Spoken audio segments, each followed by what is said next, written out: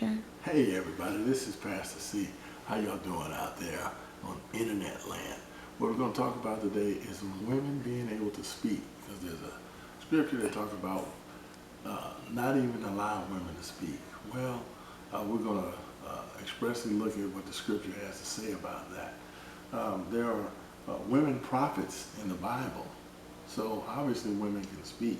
There are 6 women in scripture who are expressly stated as possessing the title of prophetess, 5 under the old covenant or the original agreement, and Anna, who was in the New Testament or the new agreement.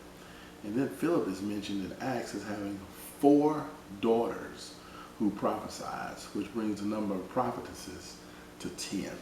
Now, the one that I really want to zero in on is Huldah in the Old Testament. And the reason why Huldah is because the Bible plainly says that the person who's a leader of the entire Jewish nation in reference to their religious beliefs, the head person came to her and knocked on her door in an instant when he wanted to hear from God.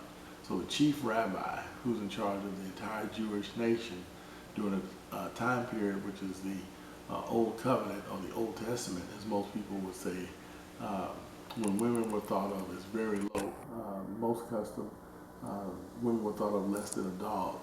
And so we see the chief priest coming to a woman, Huldah, in order to hear from God. And Kings 22:14. So Hilkiah the priest, Akim, Ibor, Shepherd, and Azal went to Huldah, the prophetess, and he asked her, "What thus says God?" So this control mechanism to try to keep women from teaching and preaching in church, to shut down women like Joyce Meyer, etc., is sheer control by Satan working through men.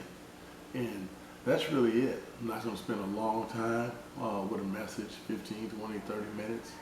For those of you who have questions, concerns, or want to talk about this or debate, just shoot me an email at pastorc@gmail.com. Once again, that's pastorc@gmail.com. And we'll discuss it, debate it, what have you. But women can speak in church. They can teach, they can preach. And when a lady does it in the Old Testament, when women were thought of less than a dog, and then the very first person to ever say that Jesus is alive was a woman who said he is risen. She was teaching and preaching then. So women can teach and preach in the ministry and in what we call churches. And churches, by the way, are people, not buildings.